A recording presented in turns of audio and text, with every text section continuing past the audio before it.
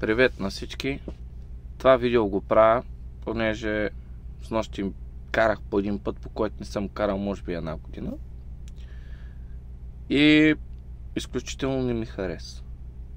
Това е животозастрашаващ път, опасен. Всичко, дето можеше да падне по кабината, падна, но майната му това се дреболи. Не го правя, защото просто ми се разлява някакво кафе или някакви леготи. Правя го, защото не искам утре по новините да гледам някой мой приятел, някой мой колега, който е загинал на този участък. Затова се надявам хората да се събудат. Овцете успяха да събудат хората в Велинград, но ние не може да се събудим. Явно сме по-зле от овцете. Безброй пъти, когато е имало среща в различните министерства, сме повдигали темата, че този път е опасен. Че трябва да се даде зор на строителя да се пуснат повече участъци и да тръгне този прословут път. Но резултат няма. Малко от моите разсъждения. Значи, започвам граница по граница и ще ви кажа що после. Отиваме на Турция, дезинфекция, рентгени, чакане. Отиваме на Гърция, може би единствената граница, където се минава по-нормално. Единствено дет набиха на колата, на там долу на това. На Петрич, на оная граница набиха един наш колега, след което сдружението подаде всевъзможни сигнали до всевъзможни места и двама-трима ли са, колко са там биячите, ги уволниха. После отиваме на Калотина. Калотина е сравнително бързо се мина, когато работят сърбите, изградиха нов пункт, нови гишета, за което е ефала. Но след Калотина отиваме на Батровци, където нямаме никакво влияние и чакането е отвратително и по някой път се налага да го заобикаляме, както в случая правя аз. Отиваме на Видин. То не мога да стигнеш до Видин. Какъв проблем да кажеш? Докато стигнеш до Видин, аз през това време минавам цяла Сърбия. Разхода на гориво отвратителен. Опасен път. Просто нямам думи. И като стигнеш на Видин, има паркинг, ето го, даже съм на него.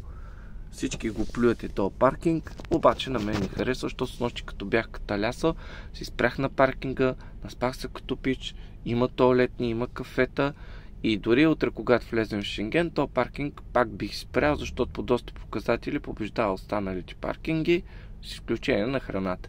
Отиваме по пристанищата, няма толкова трафик, достъпа до тях е някаква средна хубост и цената е проблема, не оставам разходите на хората с лодките, но цената е фактора, който спира повечето хора и капацитета колко могат да поемат. Също е нивото на реката през лятото. Отиваме на Русе. Отново достигането до Русе думи нямам.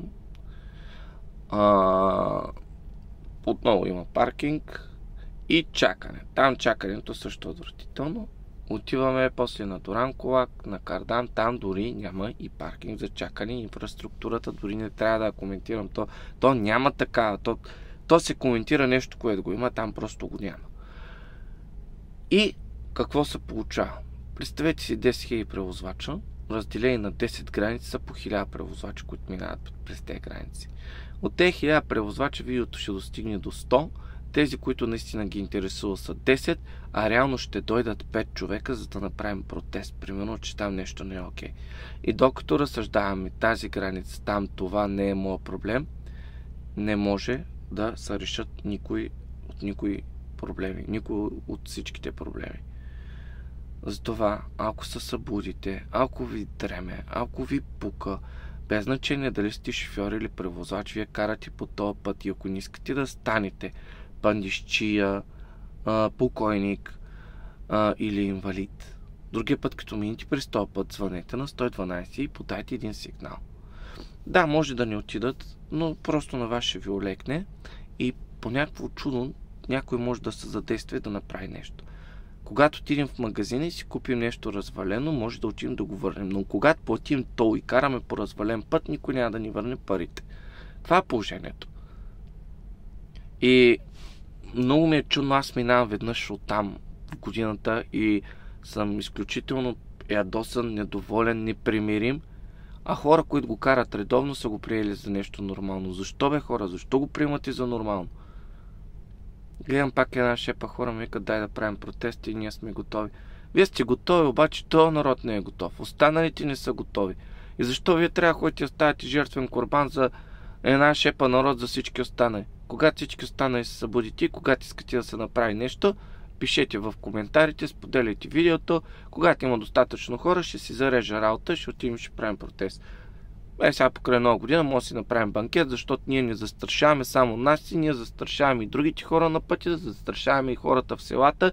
И ми е много интересно кой го одобрил този обход, оттам да се минава, без да е подготвен.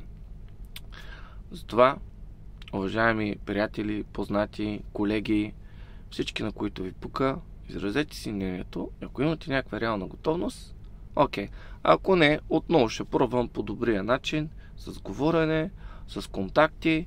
Отново ще потърся връзка с Министерството на регионалното развитие, с АПИ, с БГТО, за да отново, ако трябва да им направя едно видео, ако трябва да им направя едно показно, да ги разкарам тук, да им покажа за какво става дума, да се вземат някакви адекватни мерки. Защото реално дори утре да стане катастрофа, дори някой да загине, не дай си Боже някой му е познат, някой от вас, ще ми звъннат негови познати, наши общи познати и приятели, ще кажат, Влади, дай да направим нещо. Но тогава ще е късно. За да не е късно, трябва по-навреме да се вземат някакви мерки от държавата и трябва да се търси най-вече някаква отговорност. Кой отговаря за този участък? И как може този участък да функционира?